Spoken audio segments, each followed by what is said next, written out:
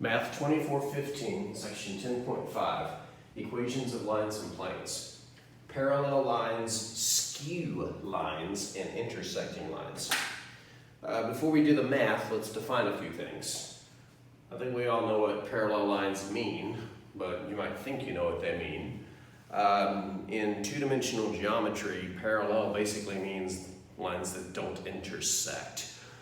In 3 dimensions, that's not the case. Parallel lines essentially have the same direction, and in 2 dimensions, that's equivalent to saying that they do not intersect. But in 3 dimensions, it's possible to have 2 lines that do not intersect, but are not parallel either. For example, and I know that I'm not going to move the camera because it's right where I want it, but this wall, well, this tray is 1 line in space. But if you were to look at the intersection of the wall to my left, to your right, and the floor, where the wall meets the floor, that would be another line in space. It won't intersect this line because this line would hit the wall above the floor, but I would be hard pressed to say that this tray, well, forget the floor, I'll show you one. I'm still talking about the tray that the markers are in, but let's take this line here protruding out of the board and pretend it goes forever. This tray will not intersect this line, but I would be hard pressed to say that they are parallel because they're not going in the same directions.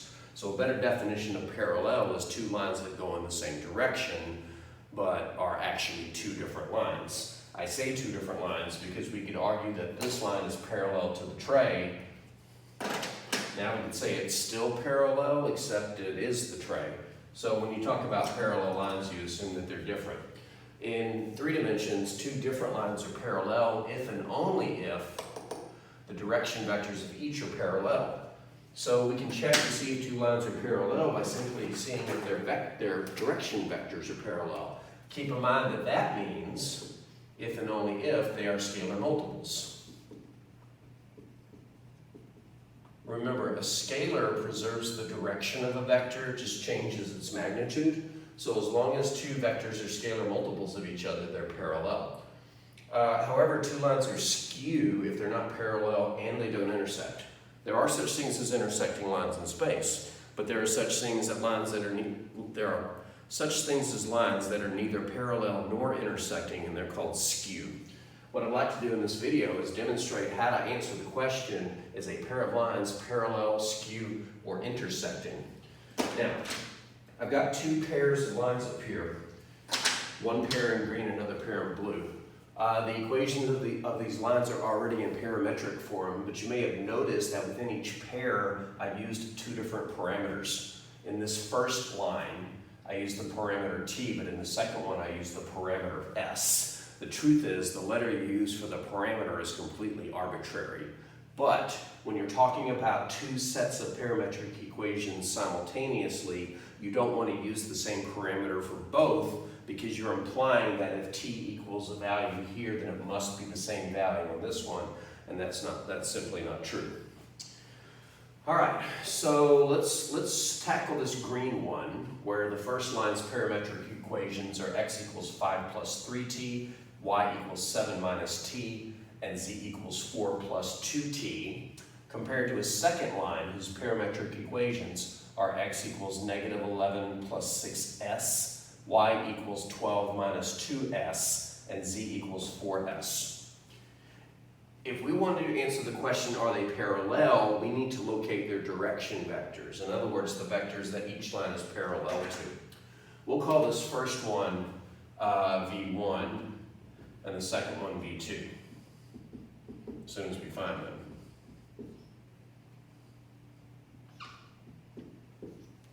But they're easy to locate. Recall that when you have parametric equations, the components of the parallel vector show up as coefficients of the parameter.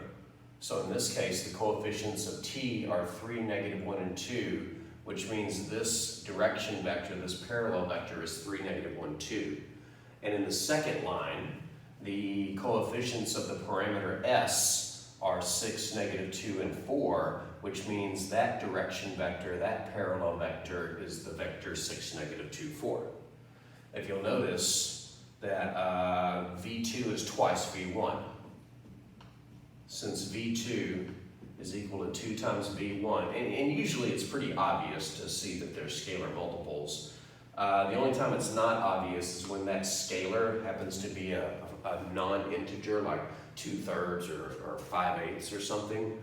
But you could always form the ratios of corresponding components, and if they're all equal, then they're scalar multiple of each other. In this case, 6 divided by 3 is 2, negative 2 divided by negative 1 is also 2, and 4 divided by 2 is also 2.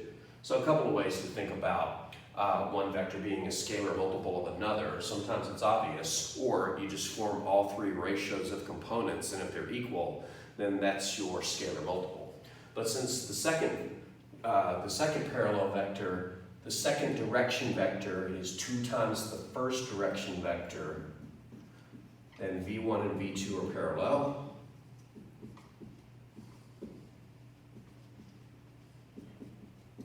Therefore, both lines are parallel.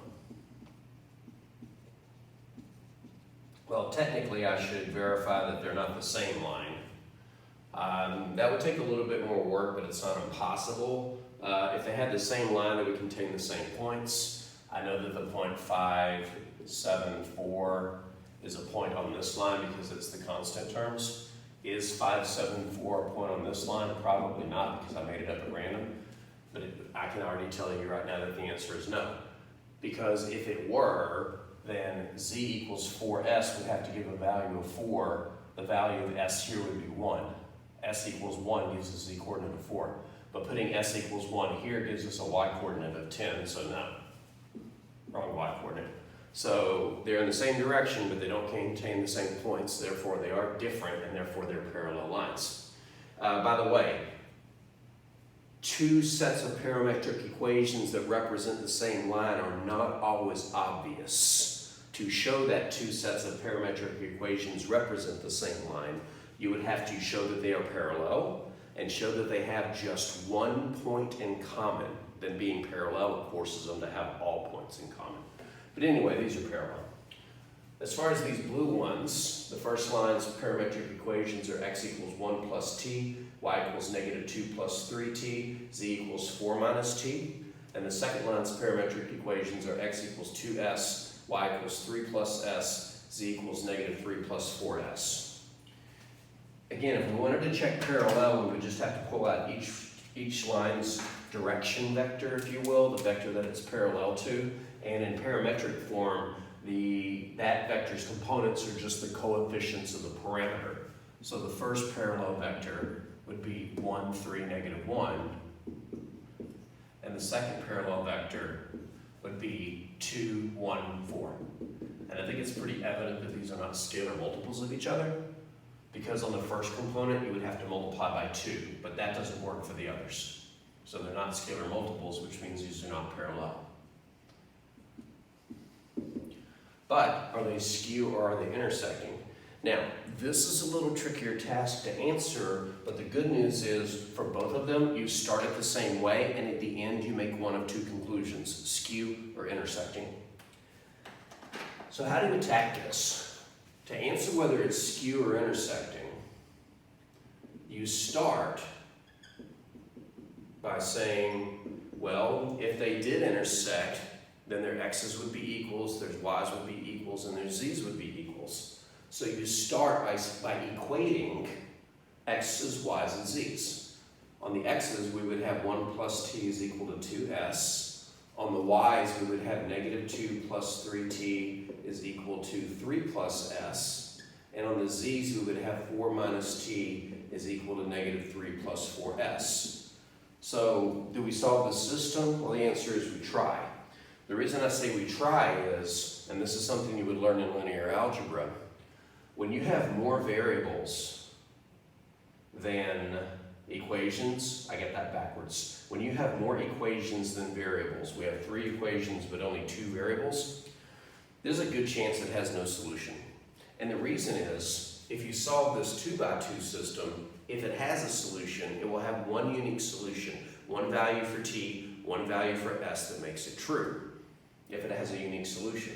But there's no guarantee that that value of t and s will make this also true.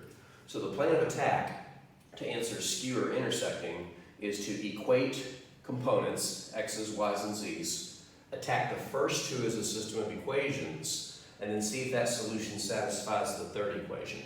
If it does, that means that they intersect, and if it doesn't, that means that they don't. They're skewed. So how are we going to solve this? Well, there's a lot of ways to solve a system of equations, but one way is to take one equation, solve it for one variable, and substitute into the other. Let's solve this top equation for t. We get t equals 2s minus 1. Then we can substitute that into the other equation and solve for s.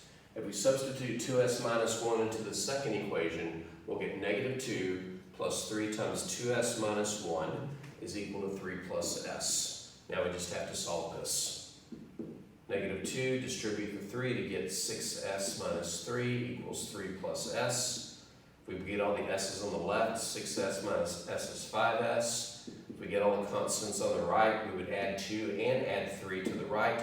So 2 plus 3 plus this 3 is 8. And we get an inconvenient s is equal to 8/5. But that's okay. That's okay. We're not done solving this system yet, because to solve a system means to find values for all of its variables. We only have a value for s, but we can plug it back into our substitution and figure out the value for t. So t is equal to 2 times s, so 2 times 8/5 minus 1. What will that give us? Well, this is 16/5 minus 5/5 is 11/5. That means that in order for the x and the y to be equal, you must have s is 8/5 and t is 11/5. We can verify that. But now the question is, does t equal 11/5 and s equal 8/5 make the third equation true? Again, t equals 11/5 and s equals 8/5 is the only pair of values for the parameters that will simultaneously make the x's equal and the y's equal. If these lines intersect, the z's also have to be equal, and in order to do that, this third equation would have to be true with these values. Let's substitute and see. 4 minus 11/5 equals negative 3 plus 4 times 8/5. I'll spare you the arithmetic. This is 9/5. And this is 32/5 minus 15/5, which is 17/5. No.